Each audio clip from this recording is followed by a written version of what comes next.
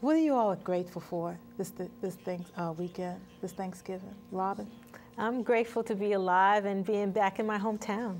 Really? Okay. Yeah. What about you, Joyce? I'm most grateful for good health. And then I think second for some really terrific friends. Okay. How about you? Always my children. Mommy loves you more than anything. My God above, love more than anything. My family, my sister, girlfriends. I just love you all. I love being here. I'm grateful for that. What about you, Angela Johnson? I mean, everything that's been said here, but I'm most grateful for just the opportunity to travel abroad and play my own music. On Sister Talk today, we have the lovely Miss Angela Johnson. Angela, what will you be performing for us today? Yes, I'd like to perform a song off of my latest album called It's Personal, and the name of the song is called Days. Wow. Okay, ladies and gentlemen, we have the lovely and beautifully talented Miss Angela Johnson. Thank you. 1, 2, 3, 4.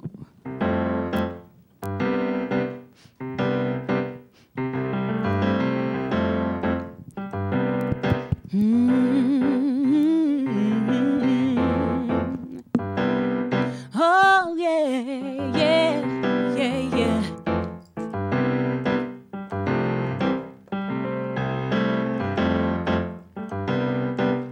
Woke up this morning in a mood, don't feel right. Maybe not enough rest, didn't sleep much last night. Baby, so check yourself, he doesn't wanna have to fight. Oh, maybe it's gonna be one of them days. Yeah.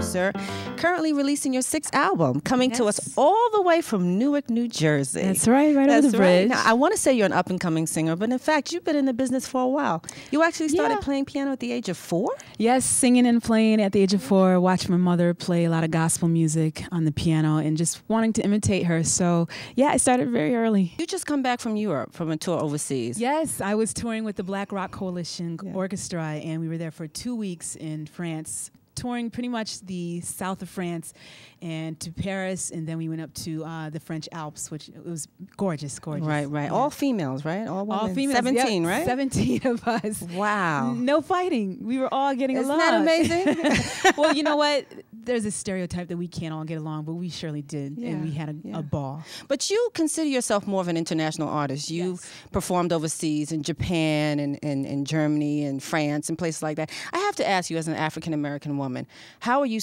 perceived musically around the world? Wow.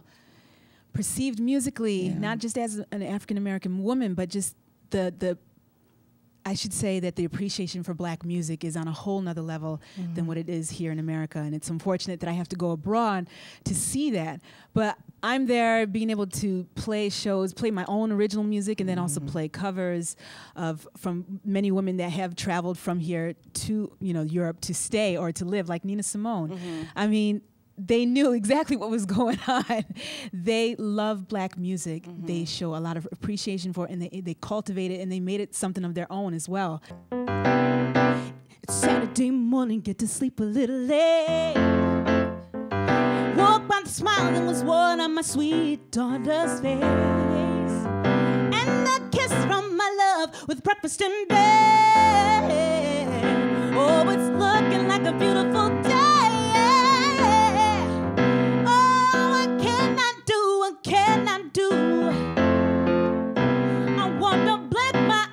Wish it all away. Oh yeah. I know in time this will pass, in time and everything will be alright. One of these days, what can I do to keep going insane? Oh, I wanna blink my eyes and wish the craziness far away. I must work hard to find the keep it like when time. I know in my heart this will pass in time and everything will be alright. One of these days, let me hear you say, oh yeah. Na na na na na. Let me hear you say, oh yeah. Na na na na na na. Let me hear you say, oh yeah. Na na na na na. Let me hear you say, oh yeah. Na na na na na na. What can I do to keep my craziness from going far away, far away?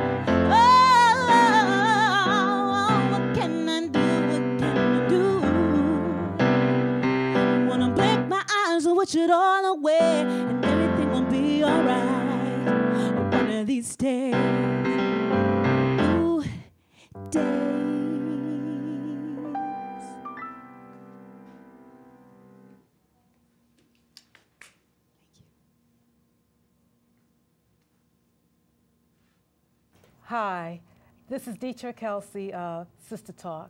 Sitting here with me today is Robin Downes. She is a Emmy Award-winning multimedia healing artist. Can you break that down for us, Robin? Yes, most definitely. And my way of compressing being a multi-talented individual with a lot of experience. In 1981, I received an Emmy for Outstanding Individual Achievement in News and Documentary for ABC News, the show 2020. It was my first job out of college, and I was blessed to be placed there by the International Radio and Television Society. And when you start there, there's no stopping you. So from there, went on to work with Cosby Show, Spike Lee Films, went out to Hollywood, Paramount Pictures, William Morris Agency, got stressed out and discovered. I got my Sister Talk sisters here with me, and I let them know that we are going to do something with the sensual healing for the penetration of the eyes. So ladies, look to your right, keep your head straight, just look all the way to the right, look to the center, and look all the way to the left, look to the center, look all the way up, look to the center, look all the way down, look to the center. Now blink your eyes 4 times to refresh the eyes. Now from here, standing on your 2 feet, turn the palms forward, pull the shoulders down away from the ears, and then inhale through your nose, full belly breath. And as you exhale, exhale in a whisper the word ha. Good, going again. Inhale through the nose, full belly breath. Exhale in a whisper. Beautiful. But what is yoga and why is it so different? Is it different from dancing and gymnastics and so forth? Yoga means union, and a lot of people associate yoga with India, and I like to associate yoga with ancient Egypt, ancient Africa. And like a lot of things that happened after the slave trade, a lot of things were whitewashed. The East Indians were able to document this science called yoga, and yoga, it's a science and a philosophy.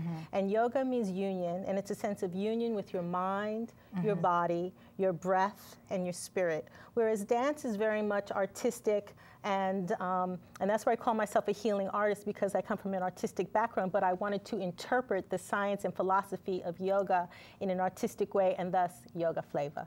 Sitting beside me is JOYCE GRIFFEN, a multi-talented artist. She's a writer, actress, vocalist, and director. Joyce, you have just written a one-woman show called Madam C.J. Walker. That's who it's about, but actually the title of it is formerly known as Sarah. Oh, okay. Which is her maiden name, her actual name. She was born Sarah Breedlove.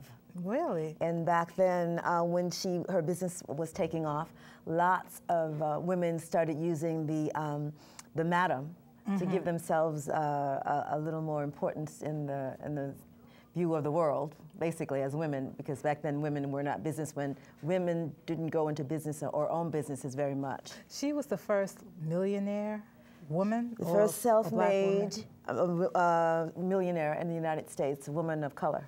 Really? Okay. Probably, I believe, woman of any color or of any race, actually. What drew you to her?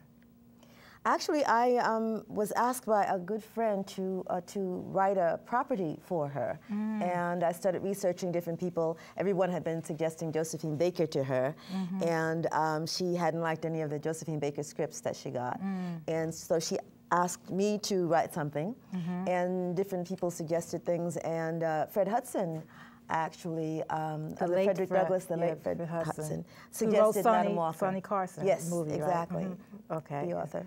So he suggested that you write... he suggested I check out Madam Walker.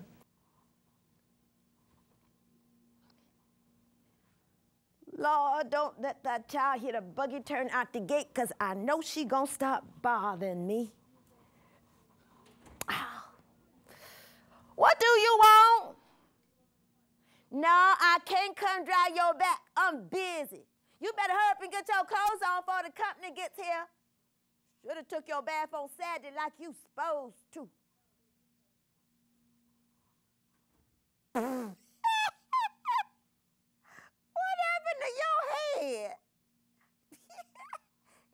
you down the field. That don't happen to white folks' hair just because it get wet. This hair they gonna kill you.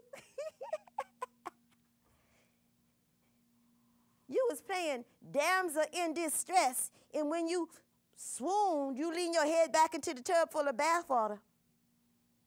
I don't know what none of them words mean, but I know you be one simple child.